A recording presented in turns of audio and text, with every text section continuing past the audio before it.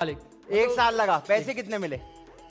काफी कम मिले थे। कितने पैसे मिले थे? नहीं कर बता दे चल। 65,000 रुपीज। 65,000 1 साल का मिला था बिल्कुल ऐसे ही। आपको। तो मैं सैल्यूट करता हूँ उस प्ले के डायरेक्टर और प्रोड्यूसर को कि आप एक्टर से पूरा साल काम कराते हैं। 1 साल काम कराए। 65,000 रुपए देते हैं आपको, सैल्यूट है। और कल आके इंटरव्यू में ये ना कहेगा कि समझ नहीं आ रहा थिएटर तरक्की क्यों।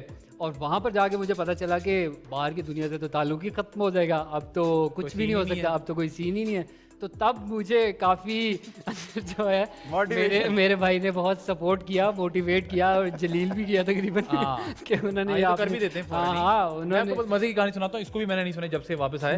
एक जगह खाना खा रहा था तो एक साहब मुझसे पूछते हैं, तो ये आदि भाई लोग घर कब आते हैं, किस वक्त आते हैं? मैंने कहा घर किस वक्त आते हैं मतलब? जाहिर सी बात है वो तो रिकॉर्डिंग चलती रहती है, फिर खत्म होती होगी तो ये तो देर हो जाती होगी आते आते, फिर सुबह भागते होंगे। मैंने कहा किधर सुबह भागते थे, वो तो 9-10 बजे ऑन एयर हो जाता है ना। तो मैंने कहा भाई वो अंदर ही है। अब क्या हो गया, अंदर थोड़ी होते होगा, ऐसा तो नहीं, रात को तो आते होंगे। मैंने कहा भाई वो अंदर ही है।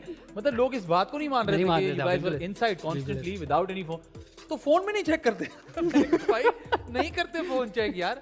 तो वो जरा लोगों को टाइम लगा उसको हजम करने में। अच्छा ये लिटरली ऐसे पुल ऑफ हो रहा है यहाँ। मुझसे जो है जो सवालात जो हुए हैं मोस्टली 2 सवालात वो यही हुए हैं कि यार फोन वोन कुछ भी नहीं था आप लोगों के पास। मैंने कहा हाँ नहीं बिल्कुल स्क्रिप्टेड था ये। मैंने कहा नहीं कुछ भी स्क्रिप्टेड नहीं था। ये सब कहते अच्छा तो सारे ऐसे ही मतलब हो रहे थे। मैंने कहा हाँ हो रहे थे, शो के लिए भी हो रहे थे, कुछ कुछ वैसे भी अंदर से शायद इसी तरह के थे वो लोग। तो इस वजह से उन्होंने अच्छा हमारी स्ट्रगल इतनी सारी हुई हुई है हम सबकी, तो हम सब रिलेट कर सकते हैं। कभी ऐसा हुआ है, यकीनन हुआ होगा, मैं तो सवाल के तौर पे पूछ रहा हूँ कि जी आपका कल एक सीन है, आपने आना है 1 बजे, तो टाइम से आ जाइएगा। आप 12 बजे पहुंच गए और फिर आपको लगा आप अभी हो रहा है आपका सीन अभी, और आप 8:30 बजे तक बैठे हुए कब होना, और फिर आपने आखिरी सीन कराया और शायद वो भी कभी कभी नहीं होता। बिल्कुल ऐसे है, बिल्कुल ये एक दफ़ा अनगिनत दफ़ा हुआ है मेरे साथ बहुत। मतलब लेकिन यही था कि क्या करेंगे अब, हम कर भी क्या सकते हैं। हम क्या कहते हैं यार हमारा सीन करो नहीं तो मैं जा रहा हूँ। हाँ। ठीक है जाओ जाओ क्या फर्क पड़ता है। तब हम क्या करते फिर हम मुंह इतना सा मुंह लेके वापस आ जाते। हाँ। बैठा पड़ता था, करना पड़ता है, ये मतलब पार्ट ऑफ द गेम है। अगर आप आए हैं गेम में तो फिर वो पूरी तरह अंदर जाए ना। आप क्या कि यार मेरे जूते भी। कोई ऐसा आदमी जिसने कहा हो कि ये शो ना करो?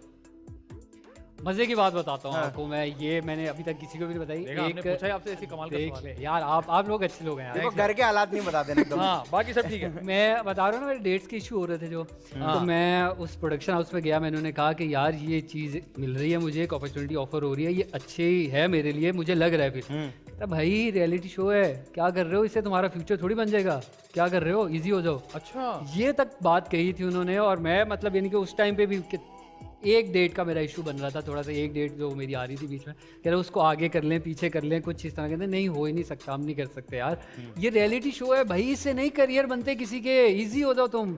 लेकिन आज मैं देख रहा हूँ तो अल्हम्दुलिल्लाह।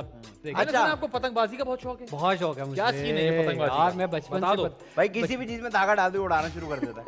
किसी भी चीज में। बहुत बड़ी बात है ये, देख लो उम्र कर रहा है। मोमबत्तियां उड़ा दी ऐसे करके धागे वाली।